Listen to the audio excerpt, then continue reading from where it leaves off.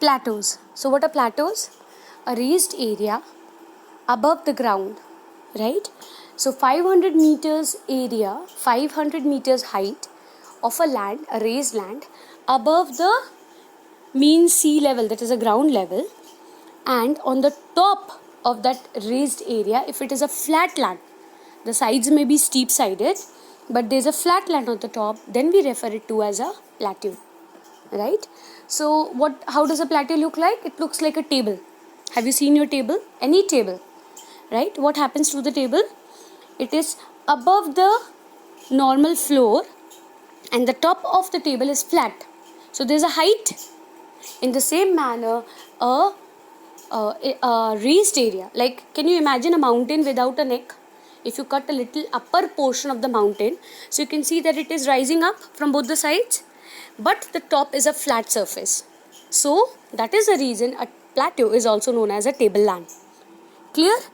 Now, there are two types of it: intermontane plateau and volcanic plateau. Intermontane plateau we learned when we were learning fold mountains, plateau surrounded by mountains on all sides. Right? Example, Tibetan plateau. It is also known as roof of the world. It is the highest plateau in the world. Right? And it is an intermontane plateau. Now, other examples of intermontane plateaus are Colombian plateau, Peruvian plateau, Mexican plateau, Bolivian plateau, and North American Cordillera. Right? These are all plateaus, example, intermontane. Now, volcanic plateau. Plateaus which are formed after many volcanic eruption. So what happens in a volcanic eruption? Lava comes out. So because of that lava, numerous volcanic eruption, lava come down, and it slowly builds up over a time into a shape of a plateau. We refer it to as a volcanic plateau. Now the best example for volcanic plateau we have in India is Deccan Plateau. Yes, we have in South India, in India itself, Southern India. Yes, that Deccan Plateau is a volcanic plateau. Understood? Besides that, there are many other examples like Colombian Plateau, South African Plateau, Ethiopian Plateau. These are all, they are made from volcanic eruption. Now the Peninsular Plateau or the Deccan Plateau that we have in India, it is made up of basal rock, right? And Colombian Plateau has about 20 layers of lava. That means 20 different volcanic eruption took place, and therefore that volcanic plateau was formed. Understood? So we'll come to plateaus in the world. Please see this map. The plateaus in the world. Now in North America we have Canadian Shield, Labrador, we have Brazilian Highland, Patagonian Plateau, East African Plateau, Iranian Plateau, Deccan Plateau in India, above it Tibetan Plateau, above it Mongolian Plateau. Now these plateaus list have been given in your book, right? You can refer to page number 177. Clear? Total Geography page 177. The topic will be more clear to you. Now plains. There are three different types of plains. So what is plain? Plain means a flat lowland. It is not very high above the ground surface.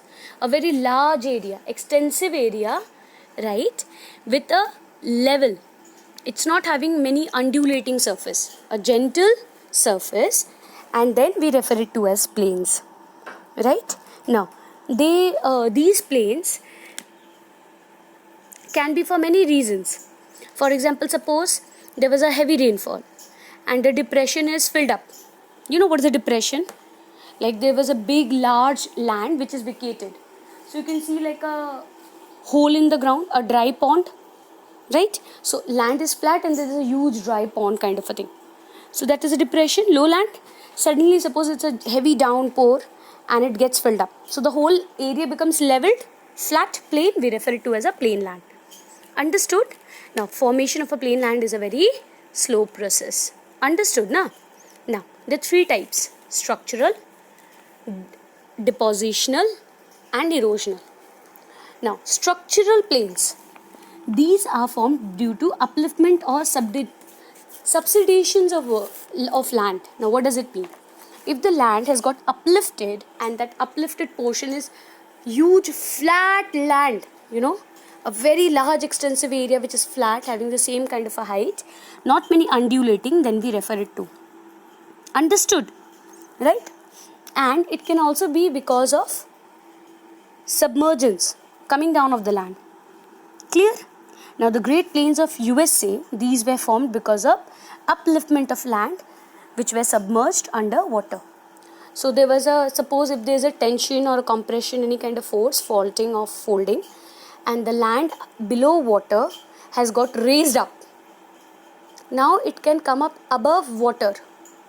Now if it is come above water, little portion above water, and then it's a flat, far away land, then we refer it to as, on the earth's surface, what can you see? You can see a plain land. So that's the example of plains of USA. Understood? Now the Great Plains in again America, that is North America, Mississippi, Missouri plains in the east and the Rockies in the west. These are all examples of structural plains, right? So the Great Plain in North America, it is surrounded by Mississippi, Missouri River in the east and the Rocky in the west. In the middle, you will find this plain land, right, that we spoke about. Another example is Gulf Coast. Clear? Now, in India, Coromandel Plain are because of these structural plains. But this was formed, yes, it was because of a mild subsidations. It was because of a mild subsidence followed by sedimentation. Okay, so there was a structural as well as depositional plain, because of which depositional action, both these plains were formed. Now we'll come to erosional. As the name suggests, it is because of erosion, the natural agents on the surface of the earth, right, like running water, wind, glacier, all these leads to erosional plains, right? But in your textbook you will see nothing has been mentioned about it, only the name has been given. Now depositional. Now depositional plains, these are formed by the deposition of material, right? So whatever is eroded, it will get deposited. It will get deposited by river, wind and marine. What is marine? Sea. So if it is getting deposited by river, we call it river deposits or riverine, right? River deposits. So these plains which are formed because of river, right? Like we have an example that because of river deposits, we have vast alluvial plains in the northern plains of India, right? They are at the foothills of mountain, Piedmont alluvial plain. We also call it as Piedmont alluvial plain, right? It is not just in India but also in Mississippi plains of USA, deltaic plains in Egypt. Got it? Right? Now, there are also flood plains which are formed, right, near the river like Ganga, Yangtze, Mekong, Salween. These are plain land and you can easily grow crops, very good for agriculture because you have lot of water supply from the rivers, right? That is why these are referred to as greeneries of the world. Now, but in India, there are two types of plain land which is formed. One is called Khadar plain, another is called Bhangar. Now, what is Khadar? Now, if the alluvial deposit that is coming from the river, it is a new deposit every year. Suppose the plain floods, the river floods, and on the plain, the fresh alluvial soil is deposited. Now, the fresh alluvial soil is a mixture of a lot of soil. So, it is very high in all different types of soil nutrients. That means that soil is very good for agriculture and cultivation of all types of crops. Understood? So we call it Khadar plain. But suppose if the plain is not getting new alluvial every year, maybe once in 2 years, 3 years, 5 years in that way, then we call it Bhangar. That means there is an old deposit. Clear? It will be a little coarse in nature. It will not be as fine as the Khadar one. Right? Next, wind deposit. Wind deposit usually takes place in desert area because wind is very strong in desert. There is no vegetation, there are no trees to break the speed of the wind, right? So they are very active in sandy deserts like Sahara in India, Thar desert in India, Sahara in Africa, okay. So what happens?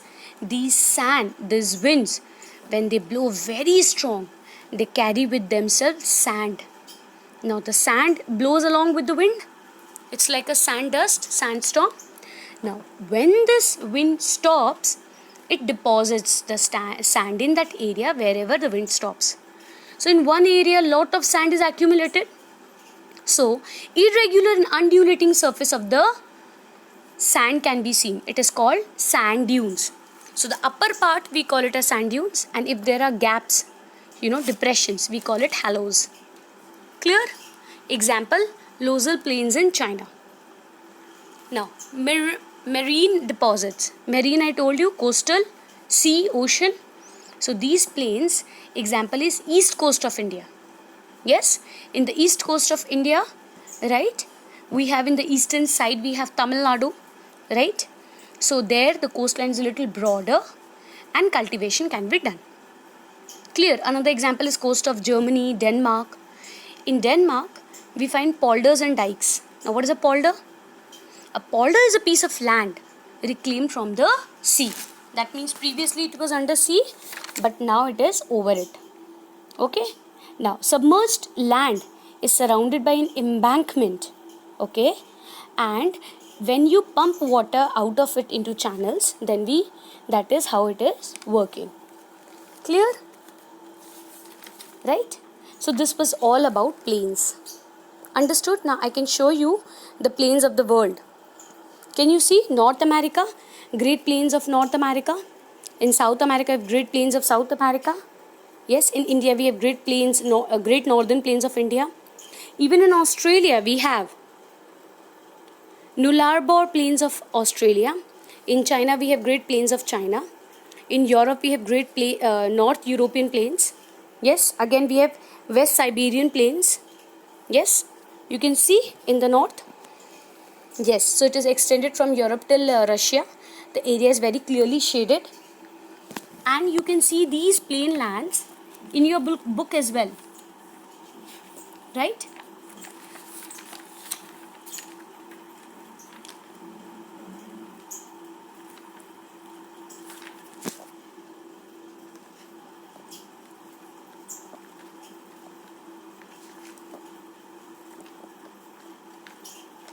So, this is exactly the world map of plains. Now, what are the importance of plains? Why are we doing it so detailed about plains and mountains and plateaus and everything? We are doing it because all of them are important, right? Like mountain. It's very important. I told you, from the mountain what happens? Water comes down. River, like this Ganga is a perennial river from the mountain. Clear? Yes, the glacier melts and water comes down. And it's very beautiful to look at. We visit Shimla, Kulu, Manali, all these areas, it's in the north. Yes, and we enjoy the sports, snow sports. Yes, then the plains, very important for agriculture purpose. We can grow a lot of crops. Yes, it's very important for every economy. Understood? Now, the plateaus are a storehouse of minerals. Understood? We get a lot of minerals from the plateaus. That is why plateaus are very important. Got it? Now, these landforms, yes, they store minerals, fossil fuels. Even islands that we spoke about are created because of these tension and disturbances. Right? We can do fishing in the coastal region. Now, in the mountains that are created, mountains, there are different species and varieties of plants and animals both. It's very attractive and beautiful. So, these are very important. Clear? Like, I can give you example, Himalayas. Himalaya prevent the very cold wind not to enter India from North Asia, north of the world. The Arctic wind, very chilled Arctic cold wind, cannot enter India because of the Himalayas. So, we have got a normal winter. Yes? Isn't it? So, in this way, every land feature is important. Clear?